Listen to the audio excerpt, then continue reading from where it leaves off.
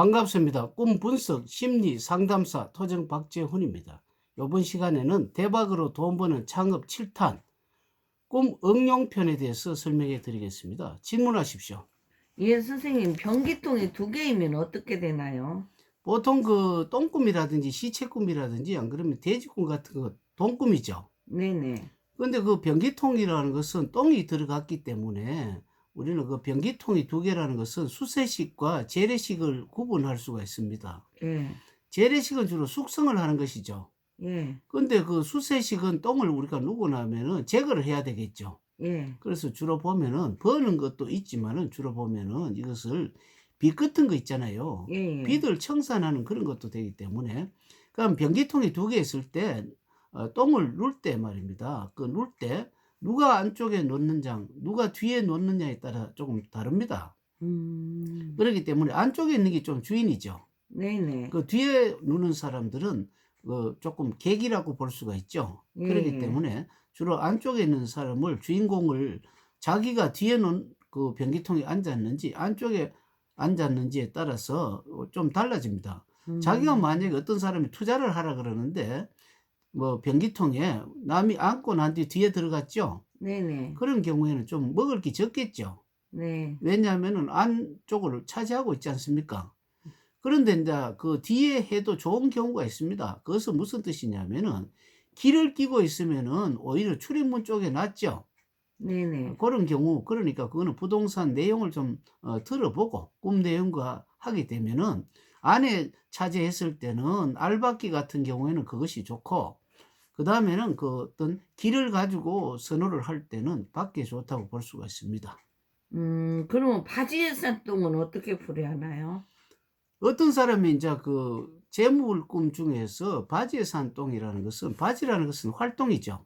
예, 예. 활동 걸어 다니기 때문에 자기의 직장이라고 볼 수가 있습니다. 그 어, 직장이라는 것은 꼭 무슨 월급을 타는 그런 직장도 있지만 자기가 창업을 해서 사업하는 것도 직장이고요. 예. 뭐 안 그러면 사업을 안 하고 집에서 자기가 그 투자를 하는 것도 직장이라고 볼 수가 있는데 담보대출을 이야기하시면 될 것 같습니다. 자기 직장의 음, 담보대출. 예, 그것이 어 그러니까 한마디로 돈이 없는 경우가 있죠. 예. 그럼 우리는 뭐 주택이라든지 안 그러면은 그 부동산 뭐 땅을 가지고 담보대출을 해서 그러니까 음, 한마디로 보통 그렇게 하는데 여기는 바지라는 것은 주로 보면 자기가 활동하기 때문에 만약에 어떤 사람이 농협에 다닌다 그러면은 농협에 자기 직장에 그 어떤 자기 직장으로서 어떤 그 가치를 가지고 담보대출 그러니까 뭐 한 5년 근무한 사람이라든지 7년 근무하는 사람들이라든지 뭐 직급이라든지 돈에 따라 틀리겠죠.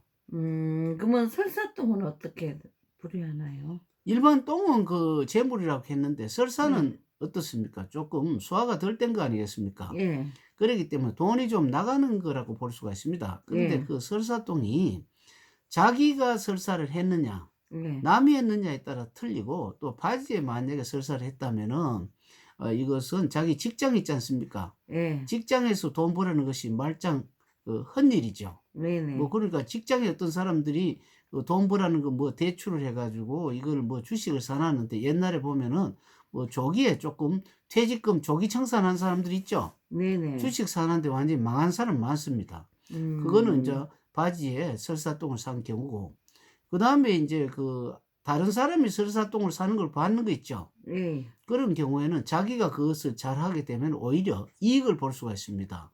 남이 어. 돈이 하지 못하는 뭐 예를 들어 어떤 사람이 부동산을 샀는데 자기는 뭐 여러 가지 경황이 없어서 오히려 팔게 되는 경우 있지 않습니까? 네네. 그런 경우는 그것이 오면은 자기에게는 큰 이득을 볼 수가 있죠.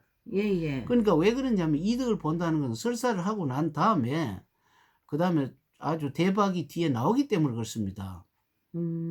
그렇구나. 예. 근데 여기에 1104호 부동산이라는 그 뜻은 무슨 말씀인가요? 천백사호라는 것은 우리가 올해가 2019 년이죠. 네네. 그럼 내년이 몇 년입니까? 2020 년요. 2020 년이면은 해수로 보면은 올해가 기해년이기 때문에 내년에는 경자년입니다. 예. 경자라는 것은 쥐의 해거든요. 네네. 쥐라는 것은 역학에 보면 음력 11월입니다. 예. 11월이기 때문에 그 11자하고 같죠? 네네. 11자 같고 끝에 04가 있지 않습니까? 예예. 04라는 것은 벌써 4년 전에 부동산을 누가 샀다는 격이 되고, 그 다음에 예예. 내년이 되면은 11자이기 때문에 음력 11월이기 때문에 11월은 또 음력으로 보면 동지 때죠. 네네. 동지라는 것은 음에서 양을 가지 않습니까? 네네. 음에서 양을 가기 때문에 음력 그 11월은 양력으로 한 12월 되죠. 네네. 12월쯤 되게 되면은 이제는 그 올해를 기점으로 해서 내년부터는 부동산이 조금 오른다고 볼 수 있죠. 왜 그러냐면은 음. 음에서 양을 가기 때문에 그렇습니다. 아 그럼 있잖아요. 주식하는 분이 예. 3천만 원짜리 금시계를 받았다는 거는 어떻게 푸나요?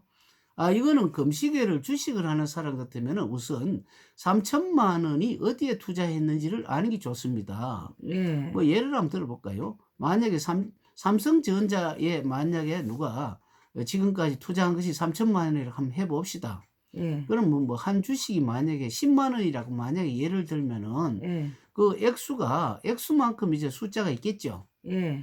그러면은 이제 그 만약에 그 삼성전자 주식이 현재 만약에 10만 원인데, 그럼 그 3천만 원하고 삼성전자하고 같다 그랬죠. 예. 그럼 삼성전자 지금 가격이 10만 원이라면은 그 3천만 원 시계를 받으려 그러면 어떻습니까? 20만 원이 되면은 시계 한 개 받는 거 되죠.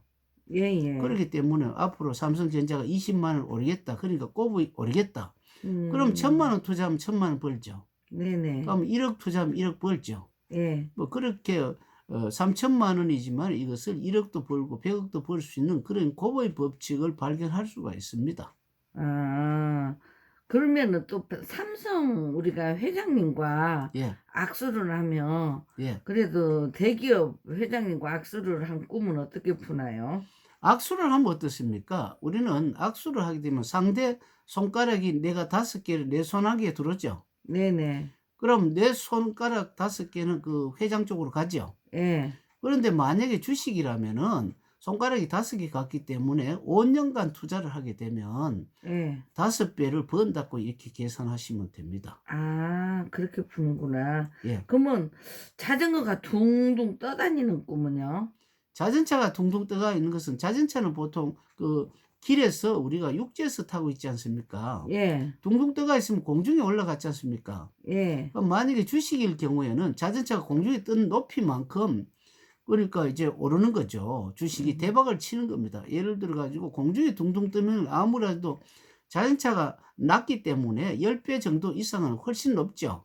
아 그 둥둥 뜬 높이로 기간을 맞추네요. 기간이 아니고 예. 높이 뜬 가격이죠. 그러기 자전차가 타이어가 아. 2개죠. 예. 그러니까 아무리 못 벌어도 20배 이상은 벌겠죠.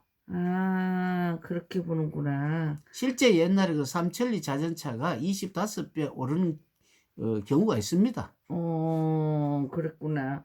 그러면은 또 들판에 기차역이 보이는 거는요?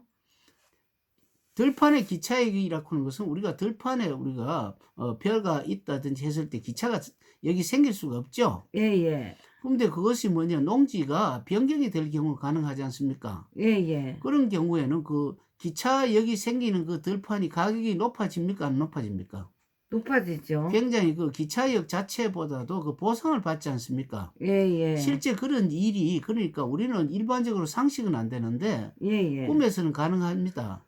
제가 그러니까 음. 십몇 년 전에 그 네. 진주역에 그 들판에 기차역이 생긴다고 꿈으로 보고 이야기를 했는데, 다른 사람은 뜬구름 잡는 이야기로 했지만 실제 진주역에서 그 기차역이 생기고, 꿈에서는 기와지붕이 경주역까지 기와지붕을 보였는데, 실제 그 작년 그 여름에 가 보니까 기와지붕을 사실 봤습니다. 그럼 그 KTX 역전이 생겼다는 예예. 말입니까? 그러기 때문에 거기에 투자를 했다면 대박을 치죠. 그렇게 푸는구나. 예예. 그러면은 지하에서 사천왕이 두 명이 보이는 것은요?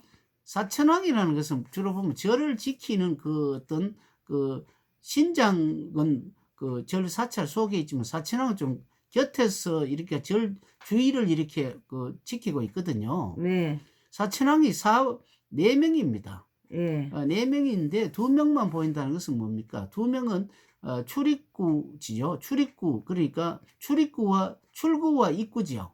예예. 그러니까 반쪽이지 않습니까? 예. 반쪽인데 지하에 있다는 것은 숨어 있다는 거거든. 그거는 무슨 말이냐면 특히 여자 같은 경우에는 그 친정 재산 같은 게 있지 않습니까? 네네. 그래서 숨은 재산을 이제 찾아낸다든지 뭐 그렇게 보고 또 사천하고 자기를 지켜주기 때문에 자기 자신이 어떤 재물로 로부터 보호를 받는다 이렇게 볼 수가 있습니다. 아. 그러면 50 원짜리 줍는 꿈은요? 우리가 동전꿈 중에서도 50 원이라는 그 벼가 새겨져가 있죠. 예. 벼가 새겨져 있기 때문에 이 벼는 논을 뜻합니다. 논이라는 것은 터전이기 때문에 동전의 가격을 보면은 별것 아닌데 이것을 보게 되면은 누가 뭐 부동산을 사라든지 안 그러면 50 원은 100 원의 반이기 때문에 주로 두 사람은 합작을 해서 산다든지 하고 또 50원 중에 제일 큰 동전은 뭡니까? 500 원이죠. 네네. 그래서 10 배가 오르는데 두 사람이 나눠지기 때문에 5 배는 충분하게 오르죠. 예예. 그러나 그 기간은 아까 뭐 손가락을 5개 가듯이 5 년간 기다리면 두 사람이 500평 정도로 사두면은 5년 안에 5 배가 오른다든지 뭐 이렇게 해석을 할 수가 있습니다. 아. 예, 잘 배웠습니다. 예, 그러면 다음 시간에 또 다른 내용으로서 설명해 드리겠습니다. 감사합니다.